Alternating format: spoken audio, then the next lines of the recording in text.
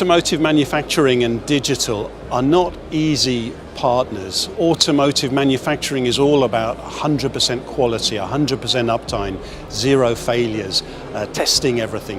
Whereas digital is all about experimenting, learning, failing fast, doing things at speed. It feels like the time is right for companies to really invest in Industry 4.0 in automotive. So many of the processes and the systems, the ERP, the MES, are 20 plus years old, and the costs of maintaining them are growing every year. With relatively modest investments in technology, they can get a lot more from past investments in automation by better using data that's available and that can help them optimize. Now is the time for an evolution towards this Industry 4.0 future. Most manufacturers have proven via successful POCs the potential of Industry 4.0, and many of them are now confronted with the need to scale, to go from pilots, which are often disparate, to a unified architecture that will allow them to scale across the entire enterprise.